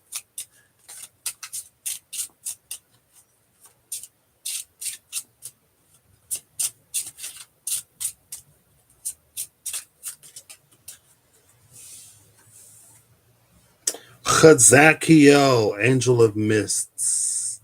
With, I had a feeling I might see one of these. But this, the later half of this angel at the bottom of the deck. Chazakiel, Angel of Mist. Chazakiel cowered away from the idea of leaving his home in the sky. His indecision left him to exist in a place between worlds. It was uncomfortable, but he lived without having to face the reality of what he really was. When the fighting broke out, Chazakiel didn't take sides. This did not sit well with his brothers, but he could not give in to commitment. It was his nature. He was meant to be alone. It was his nature. Ooh. I just say ooh because it mentioned nature when that's like a thing now, apparently. Maybe that's also that was for Saturn and Pisces though, right? Saturn and Pisces was that like it doesn't take like water doesn't have to behave any differently to fill a cup or a glass or a lake or a river or an ocean. It doesn't change its nature to do so. And so maybe that's like when like the form doesn't match nature. And maybe like that's the coyote. With the coyote, the rattle, it was like something doesn't like match. Something is almost counterintuitive. Something isn't as simple as we might think or as complex as we might think.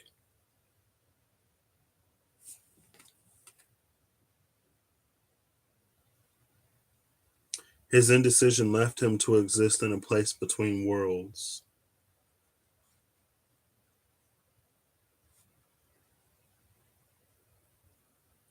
I guess it's interesting that's like Kazakiel is existing in a place in between worlds, and then we see like half of the angel here. So maybe it's like half of the angel is in this on this side, and the other half of the angel is on the other side. But if that's the case, this makes me think of the tree of life and how the tree of life was like the anchor that runs through all realms and worlds and realities. It's both on the spiritual and on the physical side.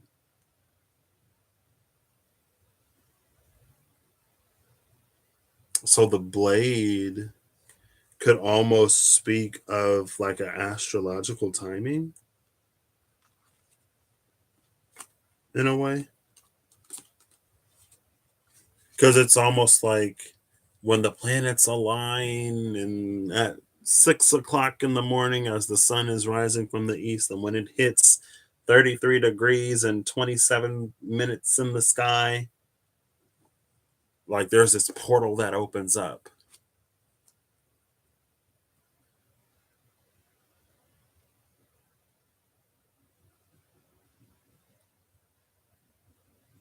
Or it's like anything that disrupts reality could be a blade. But in that case, spirit would be the blade, right? With the Andean cross question mark. Spirit would be the element that like can disrupt earth or disrupt reality. Disrupt. That can like change things without any seen connection or explanation. It's like miracle. The miracle is the blade because it separates us from like before that miracle and after that miracle. And it's the blade because it's almost like it's not naturally occurring. It's something that's interjected from one side. Oh, this is I'll give it to you. Yeah, that's what I do, right? I give this to you.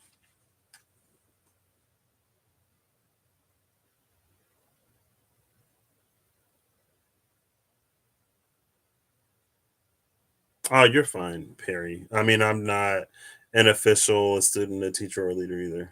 I'm just a dude. And I also realize I used to say it all the time, but I realize that I'm shown what I need to see in my world, in my life, in my reality to arrive at the conclusions that I arrive at. Like it was I was about to say last year in 2020, like there were certain things that I was seeing, and I ended up emailing somebody, and I was just like, I was more just like asking a question about a transit or whatever.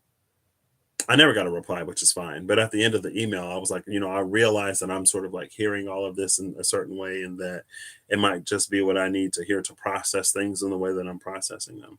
Like with my North Node in Sagittarius and Chiron and Leo at the same time, it's almost like my son. Okay, here's some astrology that I heard from other people. Does it have to fit? No. But my son is in my 11th house. And I've heard that a sun in an 11th house can be a placement of like a people pleaser. Um, and I am kind of people pleasy. I also like try to avoid arguments and conflict when I can, unless it's like really sort of worth it to me. More often than not, I try to avoid all of it. Right. Also, so that's like my son in the 11th, opposing, I guess, my Chiron and Leo. Not really. It's an opposition by house. No, because my Chiron, yeah, yeah, girl. It's a very, very, very loose opposition. My Chiron is in Leo, my sun is in Pisces, but my 11th house is cusped in Aquarius. My Saturn is in Aquarius. My Saturn opposes my Chiron, probably more exactly. More exactly, not super exact. Anyway, it was just a bunch of stuff I would never say. I would be very like, if I hear someone else saying this, then I'm not going to say anything. Like, I don't need to say anything if other people are saying it. So if there's something that I receive or something that I notice or some way that like I process information, if there's something from my perspective that I see that I'm not necessarily seeing, then that's when I'll come on here and I'll say something. Right? Sometimes more often than not. Like if everybody like I don't know. I don't necessarily feel like I have to be heard, if that makes any sense. Like I ain't always got to put in my 2 cents. Not every conversation do I have to be a part of. Um, and so like, and again, like I come on here because it's my perspective, opinion, whatever. And I'm like, I feel like this is, and I just provide it, I share it for anyone else that it might resonate with. Because I think sometimes it can be easy, especially when it comes to those that we admire, respect, and resonate with already, to just kind of sort of, it's almost like, how you'll hear people talk about when something goes down and the police come and investigate, they talk to the witness separately and they ask people not to talk to each other. because like one person says that somebody was wearing a red hat, and then it's like one person's recollection can color other people's recollection.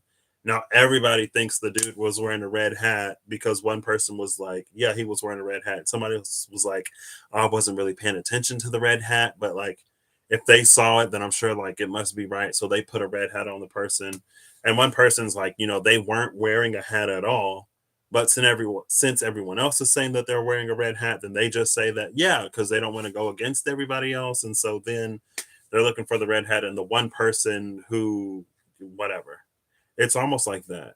How sometimes we can swap out some details or put in like another truth to like not like fit a certain conformity, but it might not be something that we have a full concrete understanding of. And so sometimes instead of like allowing that to remain a mystery or allowing the like revelation to come to us over time, we can a little bit more easily sort of fall into the crowd or fall under what the person who's speaking is sort of saying. And then that's how it can be so easy sometimes to like pick up on energies or to pick up on practices that don't necessarily resonate for us, but it's almost like we just sort of pick it up anyway. So that's another reason why it's like, it's just a perspective that I don't necessarily honestly care if anybody takes. But I just feel like, it should be mentioned, it should be said. Don't forget to think. Or not, I don't want to say don't forget to think. Because I don't think it's a lack of thought, but I don't know. I guess for me, like it's mostly like allowing mysteries to be mysteries. I don't pick up on certain things just because I need to fill a gap or just because I don't understand. There'll be some things that like I feel like it might resonate in part, but something isn't completely resonant for me. And so I just ask questions. That's the whole thing. So yeah. There you go. There you go. That's it. You don't have to be in anything. I'm not in anything. But yeah. And I'm just like bad at I'm bad at following chat in general. Sometimes if I see like a block of text, honestly, my brain is just like too many words. I'm not a huge reader. But also at the same time, like sometimes if it's like how sometimes as people like will send a lot of little messages instead of sending just like one big message, then also my brain is like, and I get distracted easily. So I try to like, yeah. So anyway, I hope you don't feel like, whatever, but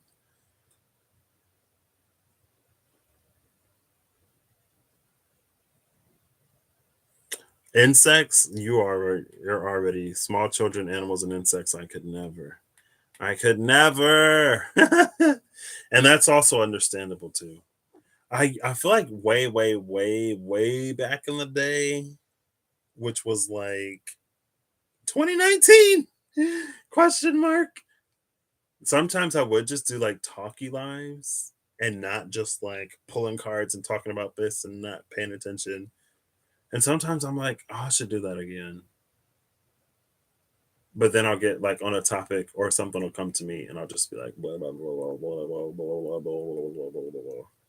Well, thank you, Perry. I appreciate it. As are you, as are we all. When we stand in our amazingness as individuals, we become an even more amazing collective of said individuals, if that makes sense. Anyway, maybe since I opened it up with a little bit of incense, I'll close it with a little bit of incense if I can light it. See, and I feel like I gotta angle it because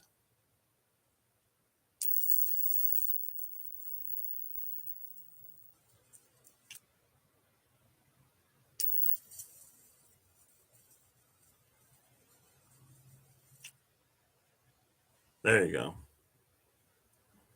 You see it? Now I'm gonna put it out because I'm already like And so, yeah, I hope you all have an amazing whatever whenever you see this. I hope you're acting in alignment to make all that you wish to experience your reality. I hope that I hope that if the opportunity is given to you to drive or to steer or to navigate, I hope you all the best in that transition. I guess if that makes sense. Like while you're learning to drive, I hope that the roads aren't too curvy and windy and hilly, or that while you're learning to sail, that the waters aren't too choppy. If that makes sense.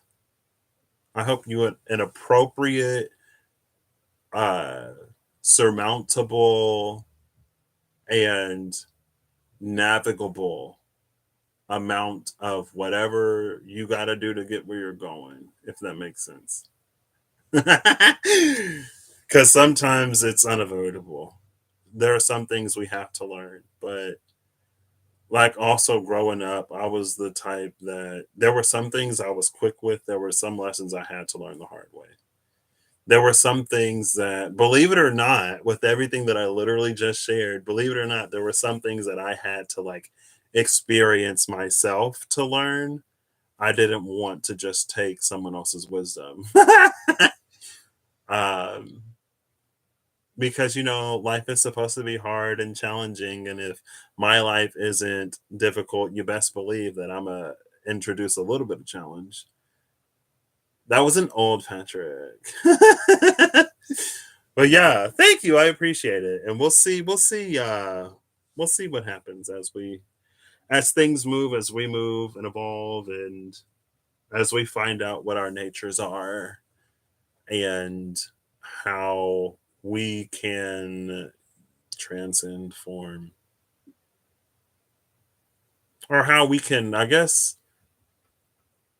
I don't want to say use the divine, how we can work with the divine to deepen our understandings and really create lives and find ourselves in situations and with a life that we really enjoy, that can be fulfilling and rewarding and all of the things that we want. If you don't want fulfilling and rewarding, I hope whatever you want for you.